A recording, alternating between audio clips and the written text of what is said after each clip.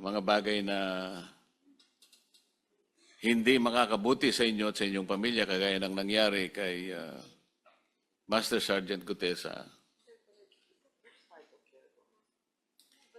Kahit na gano'n ang iniisip ninyo, anong nagbunsod sa inyo para dumating kayo rito, lalong-lalo na sa panahon pa naman na ang Senado ay nagkakaroon ng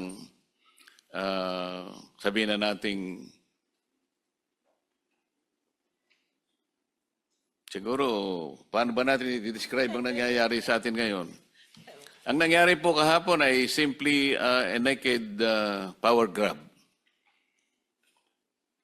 Maring nagulantang kayo, maring sasabihin, darating pa kaya kami? Ang gagawin pa kaya namin ay tama? Dahil sila mismo ay hindi nagkakaroon na ng hindi pagkakaunawaan sa parte ng kanilang gawain. Bakit pa rin kayo nagkusa na pumunta rito? Pwede po ako ang sumagot para sa aming hindi, lahat. gusto ko muna, Senator. isa muna sa kanila bago ikaw. Nag-usap po kami kahapon at yan nga ang katanungan. Dahil nakatanggap din po kami ng email na kinakancel ni Senator Tulfo ang supposedly Blue Ribbon hearing ngayon at in-schedule niya daw sa June 8 po. No? Gaya po ng sinabi nyo kanina, Your Honor, tungkol sa lagi nilang sinasite na Avellino versus Cuenco, ay napag-aralan ko naman na mali yung basehan nila. No? Dahil yung Avellino Cuenco ay actually dismiss yung petition. Voting 6-4 ang Supreme Court, dinismiss yung petition.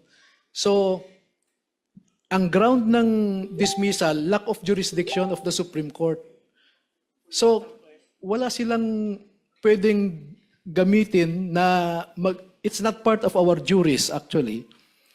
Kaya yung sinasabi nilang computation doon, sinite nila yung absence ng isang senador.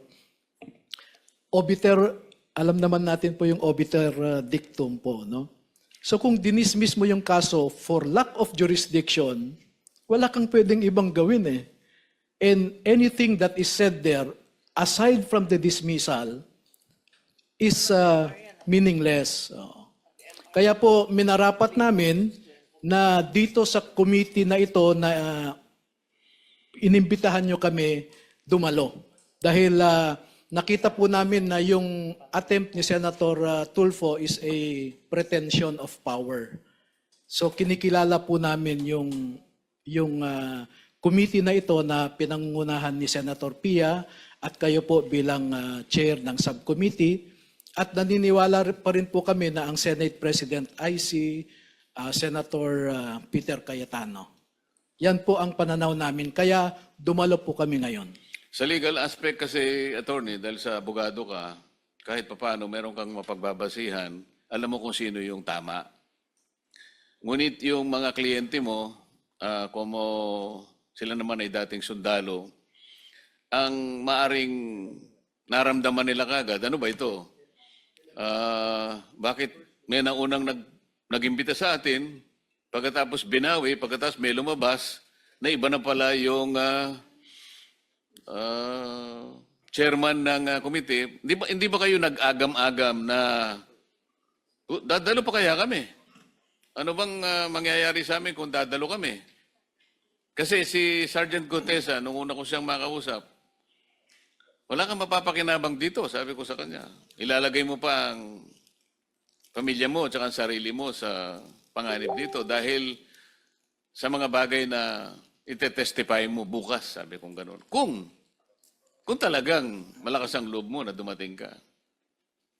Nangyari nga, dumating nga siya kaya nakapag-testify siya. Pero alam na ninyo kung anong nangyari pagkatapos ng kanyang testimony.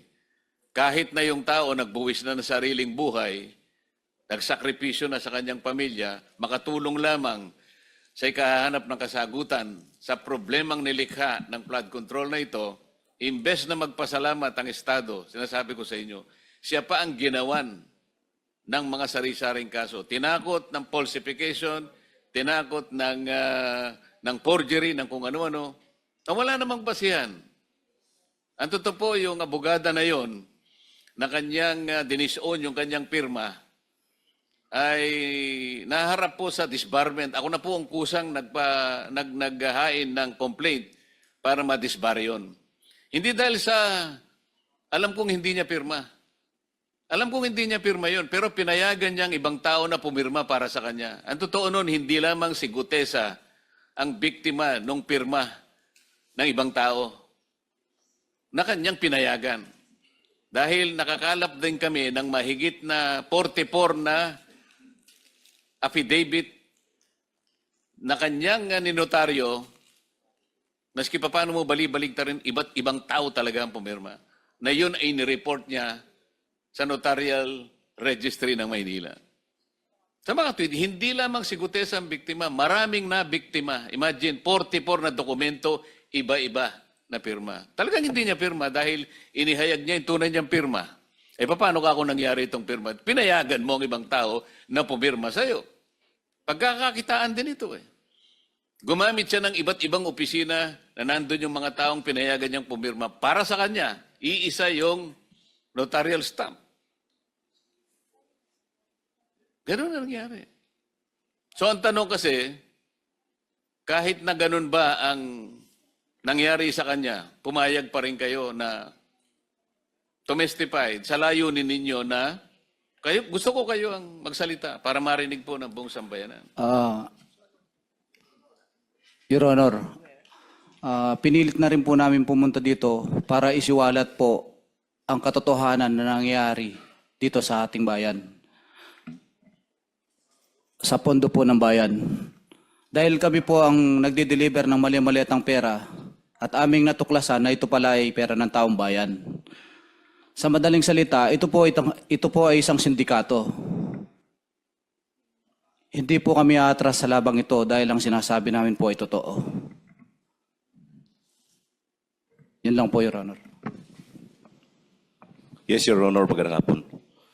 Ang nag-udyok talaga sa amin dito, kung bakit kami nandito ngayon, even though sa mga nangyayari kahapon dito sa bulwagang ito,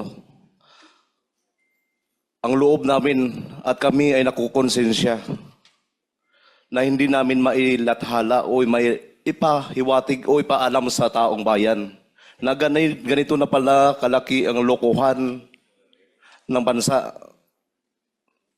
Dati kaming sundalo, ayaw naming maghirap ang kinabukasan ng mga anak at mga apo namin. Ano na lang ang kredibilidad namin iiwan para sa aming mga anak? Alam niyo pala na may ganyang lokohan sa gobyerno noon, bakit hindi kayo lumabas? At isasama namin sa libingan namin itong pangyayaring ito, Your Honor. Kasi sobra na rin kasi.